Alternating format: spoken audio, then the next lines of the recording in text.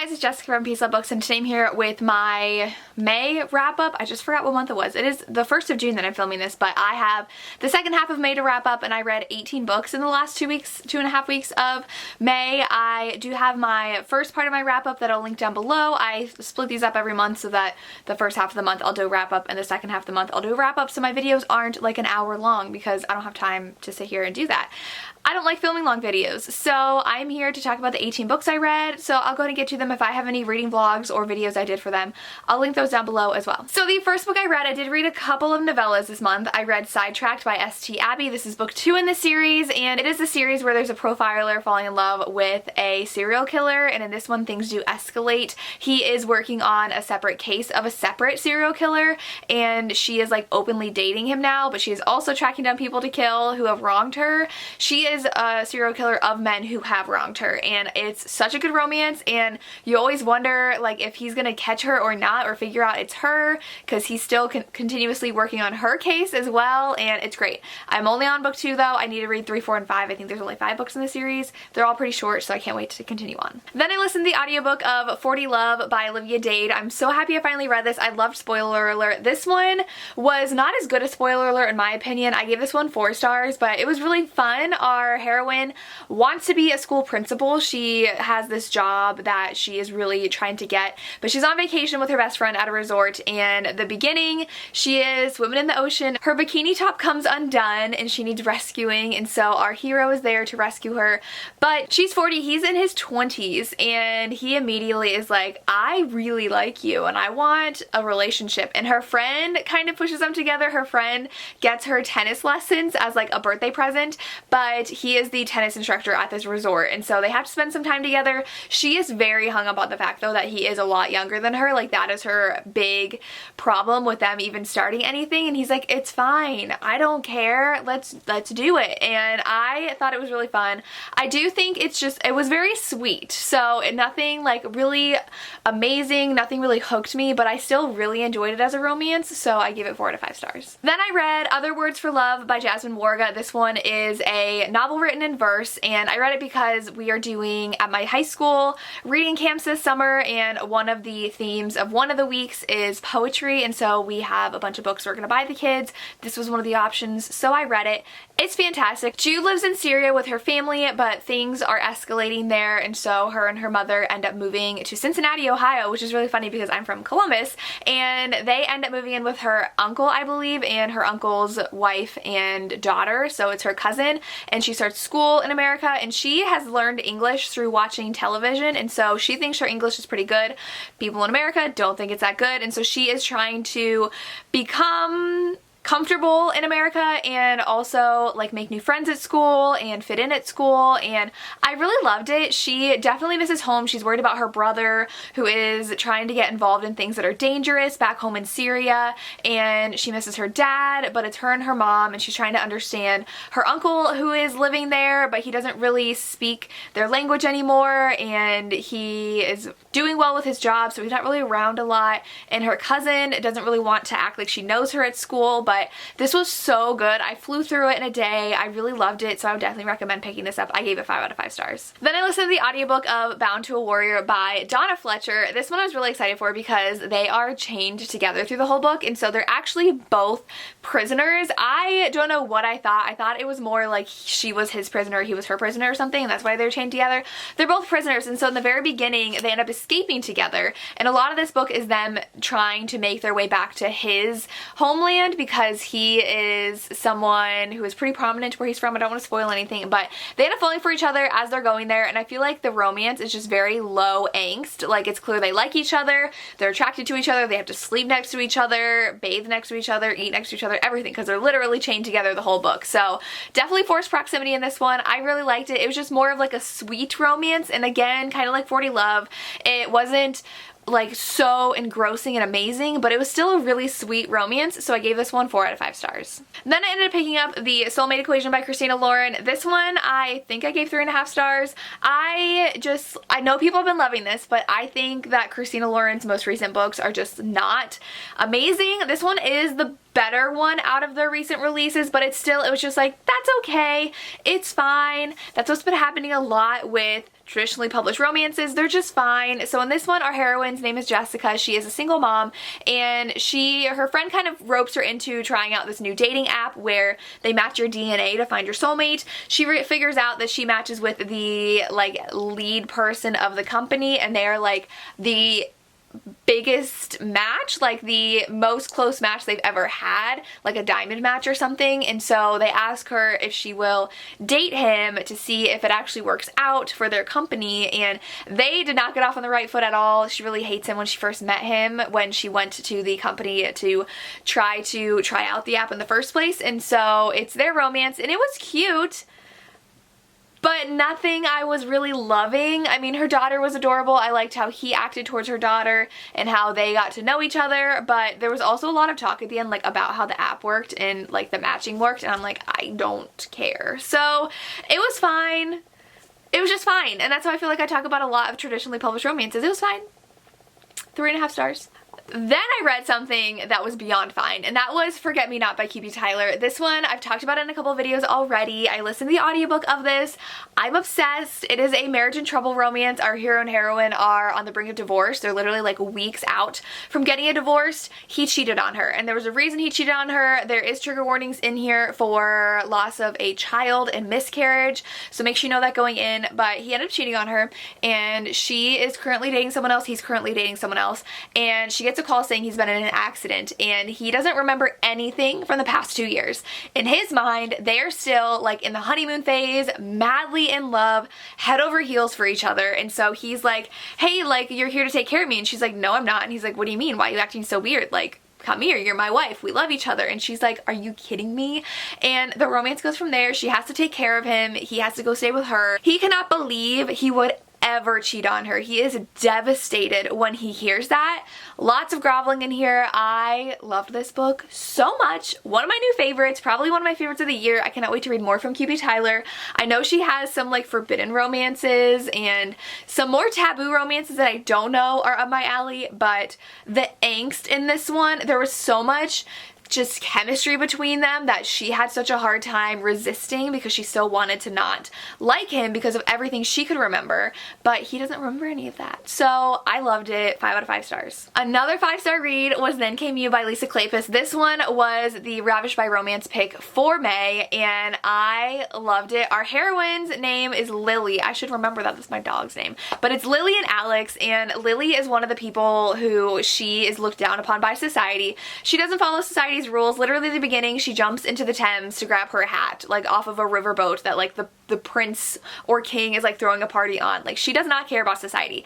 Alex cannot stand her. He cannot stand people who don't follow the rules, who don't do what they're supposed to do, and so he hates her. But he is betrothed to her sister, and he did lose someone in the past. I don't remember if they were, I don't think they were married. I don't remember, but he lost someone, and so he's really hurt by it, and he's like, I'm never gonna love again. I'm just gonna like marry someone who's gonna be a good wife. And she's been burned in her past as well by 2 different men, so she doesn't trust men. But there's insane chemistry between her and Alex. They start liking each other, and Alex falls first. And I love it when a hero falls first. I love this. We have Lily's friendship with Derek Craven, who I know is like the beloved Lisa Kleypas hero, and that's book 2, so I'm gonna read book 2 soon. But I loved literally everything about this book. 5 out of 5 stars. One of my new favorite historicals. Then I read Caressed by Ice by Nalini Singh. I listened to this book on audio. It is book 3 in the Psy Changeling series, and this is Judd's book. Sarah, my friend, told me she calls him Jude, and now I cannot ever remember if his name was Judd or Jude. Vague Sarah, but I'm pretty sure it was Judd, and he is a Psy, and he is one of the people who had like come to stay with the Psy before book 1, I believe, or like in book 1, like his family did. And he is a very dangerous Psy. He has a lot of powers, and he's afraid if he loses control, he can like obliterate people. So he falls in love with our heroine, who was a shifter, and she was kidnapped. She was the one who was kidnapped in the first 2 books. She was emotionally, mentally, and physically assaulted by the guy who had kidnapped kidnapped her, and so she is having a really hard time, but she feels protected and comforted around Judd. And things go on around the compound, like someone is causing bad things to happen, someone's attacking people, and they first turn to Judd and think it's him, and they're like, wait, no, it's not, and she's falling for him. They're trying to figure out who's attacking. It was really good. I gave it 4 out of 5 stars. I don't know if this is like my favorite series ever. I'm not like super invested in it, and I think it's because of the whole like Psy plot line I like don't really care about. So I really love the romances, but now in the first 3 books I haven't like fallen head over heels for any of the books. This is probably one of my favorite romances. Book 1's my least favorite. I really like the romance in book 2, and I really like the romance in book 3, but I'm not like completely wholly invested in the series, and I don't know like why, because everybody loves this series, but it's okay. I haven't given any of the books 5 stars, but this one was a good romance. I don't know about you guys, but I've been having so many issues with the Goodreads app lately that it won't even let me load books anymore, so I can't even look at what I rated this. But I then read The Intimacy Experiment by Rosie Danan. I think I gave this 3.5 stars, but I rounded it up to 4.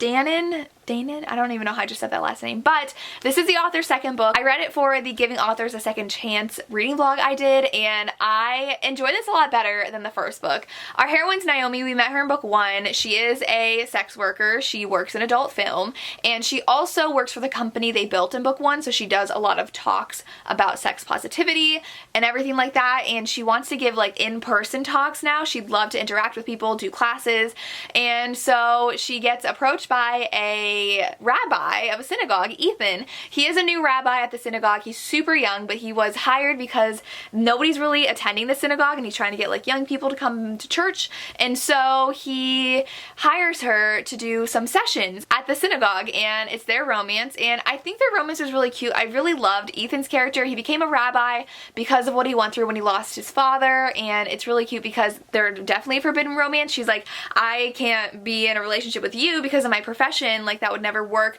with your profession, and the way they fell in love was really cute, and her running the classes was fun. It was, again, kind of like, it was fine. It was cute, but it was fine, so I gave it 3.5 stars, but I rounded it up to 4. Then I read Made in Korea by Sarah Suk, and this one I was sent by the publisher, and it is adorable. These 2 teens have competing Korean beauty brands at their school. Our heroine originally does it, and she has a really successful business. Everybody loves it. Our hero moves to town, and his mom is like the manager or something of this huge K-pop group, and so she always has samples of beauty stuff, and it's like the K-pop group's line now, and so she gives him a bunch and says, here, take it to school and like give it to your friends, and they see it and think he's gonna sell it, and so he starts selling it as well accidentally, but he realizes he could use the money to go to music school. He loves the saxophone, but his parents want him to have a serious career. His uncle had gone to school for music and kind of struggles to provide for himself, so his father thinks his uncle is just like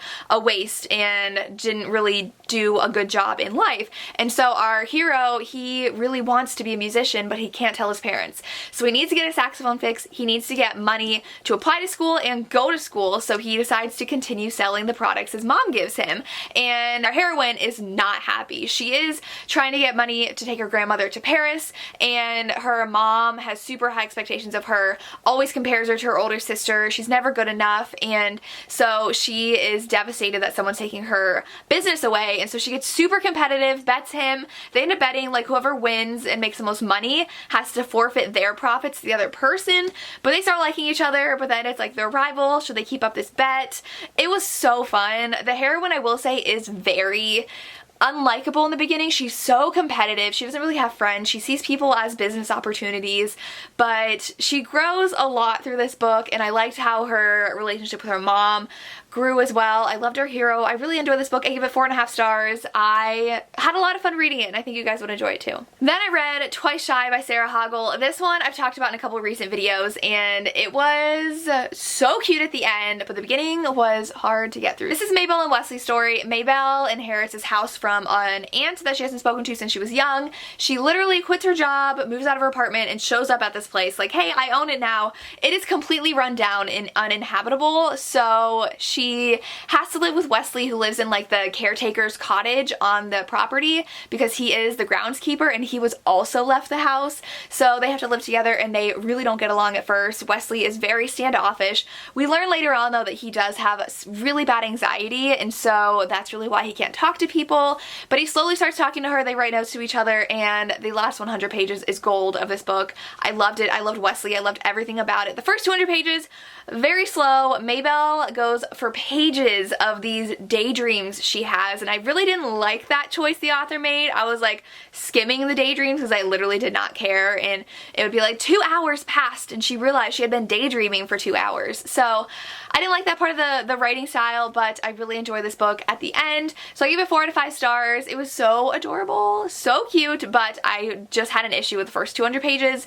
This romance was really slow. I really didn't like Maybelle. I wanted more of Wesley in the romance, which we got in the last 100 pages. Then I read Any Duchess Will Do by Tessa Dare. This is book 4 in the Spindle Cove series. I finally read the Spindle Cove series, and our hero is a duke, and he did go through something in his past. He lost someone, and so he has been really a different person. His mom pretty much kidnaps him and takes him to Spindle Cove and says, you need to pick a wife and do it now. So he chooses the barmaid, which is our heroine, and he's like, I choose her. And the mom's like, okay, I will make her a duchess in a week. And he says to her, the woman he chooses, I will pay you a lot of money if you ruin my mom's training and be the worst duchess you can be and not actually marry me. So she says yes. She has a younger sister who she really wants to take care of, and she has a really bad parents, so she says yes, goes away for a week to do that, and they fall in love. And it's super cute, and she has to learn how to speak properly, to act properly, and everybody at the events that they go to, like the balls, really judges her,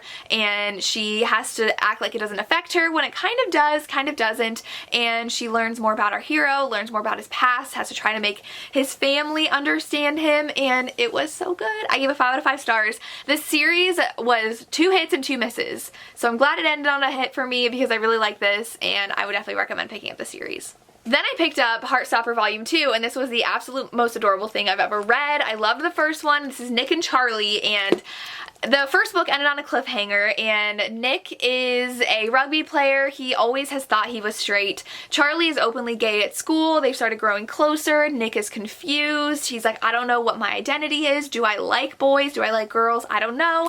It's adorable. It is a graphic novel. It's got all that in here, and I'm obsessed with them, and I can't wait to read the 3rd volume. I've already reserved it for my library.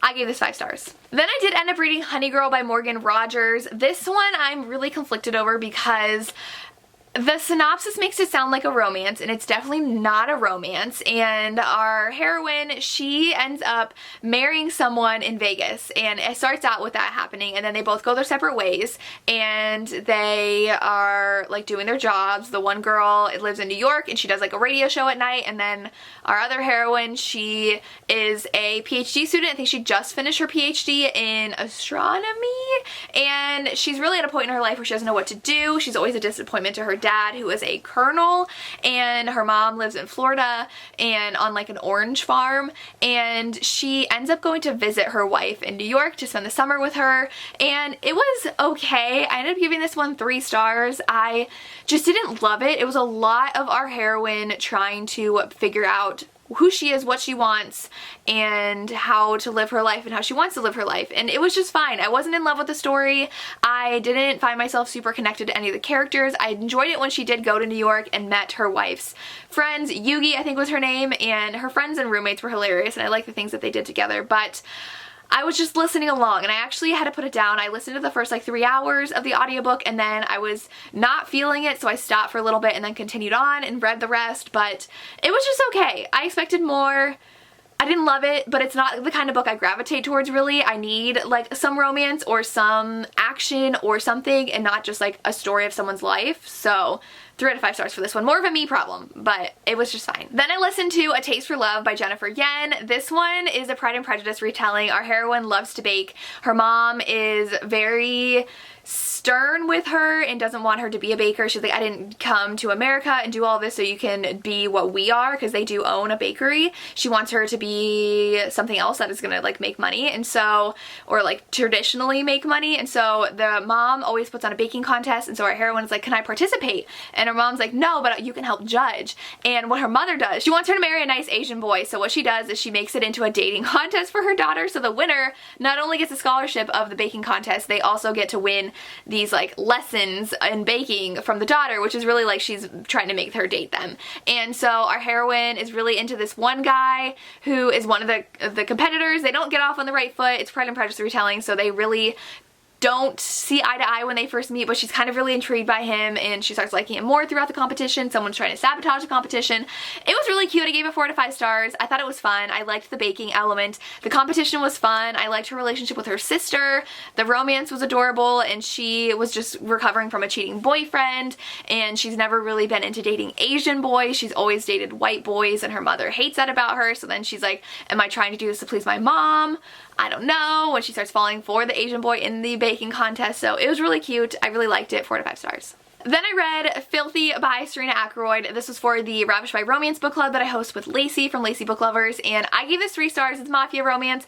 I wanted to like it more, but it was way too long in my opinion. It has like this tea room that her mom had that she took over for her when her mom passed away, and what happens is our hero is like a money person for the Mafia, and so he has to approach her and tell her to sell it. She's one of the last people of the property who hasn't sold it yet because she refuses. He pretty much blackmails her into selling it and then says, I also want a night with you. And so she agrees, and then it's super insta-love. They end up getting married really quickly, and then it goes from there.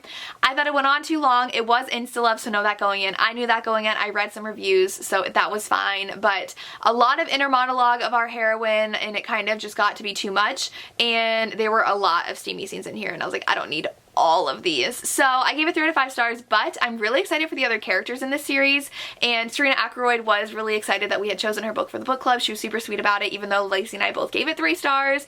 She was super thankful we picked it, and I am excited to read more from her. I am excited to read the second book of the series because it is a marriage of convenience, like an arranged marriage between 2 different mafia families. So I will definitely continue on with the series, but the first book was a little disappointing, but I think I'll like the other books in the series. Then I read, finally, The Traitor Queen by Danielle Jensen. This one is the second book in the series. The first one, she's a trained assassin to go and kill the guy who rules this like kingdom. It's supposed to be like a marriage of convenience between their 2 kingdoms, but she is sent there to like infiltrate and figure out how her father's people can infiltrate and take him over. She ends up falling in love with him in the first book, but something happens, and this is where Book 2 obviously takes off where Book 1 ended, and it's amazing. He wants to hate her and love her at the same time, and she has to prove that she can be trusted. We have her sisters in here, which is awesome. I love this. 5 out of 5 stars. It was so action-packed, and it's pretty short. It's only 330 pages for a fantasy. It was just full of action the whole time. I loved it. We have them going on a journey together through part of it, so 5 out of 5 stars. If you like fantasy romance, I would definitely recommend this series. And the last book I read on audio was Wolf's Gate by Kat Porter. This one is a historical romance that is independently published. Our hero Brandon was in a shipwreck, and he has been recovering for like 4 years and got addicted to a drug that they kept on giving him, and so he was actually married off to Justine, who is like kind of related to him by like marriage. It's like a step relation, like a step cousin, I think, and she was forced to marry him so that his step brother or something could like take over the estate because of her and like take over all the money, and then he's finally like brought out of his illness recovery, and he's like finally lucid again, and so he goes home to Wolf's Gate, which is their estate, and realizes he's married to Justine, and he has to see his ex kind of fiance married to someone else. Justine had a fling with someone before that's now mad that she's married, and Justine and Brandon end up falling in love together. There is something at the end that Brandon does that I was really annoyed with, because he wanted to get back at Amanda, and I'm like, get over her. You're married to someone else, and it doesn't matter that she went off and married someone else. Like, get over it. And so he kept on doing stuff, and Justine wasn't mad at him for doing it, and I was like, get mad, that was stupid. And so I gave it 4 to 5 stars. I wanted a little bit more there, and I do think it went on a little too long. The audiobook was almost 12 hours long, so it was a pretty long book, and I don't think it needed to be, but I really enjoyed it as a historical, so I gave it 4 to 5 stars. And those are all the books that I read in the second half of May. Make sure you check out the first half of my May wrap up that I've linked down below. Let me know what you've read this month, or what your favorites are of what I've read, or thoughts are of what I've read. I'd love to hear. As always, thank you so much for watching, and have a good day. Bye.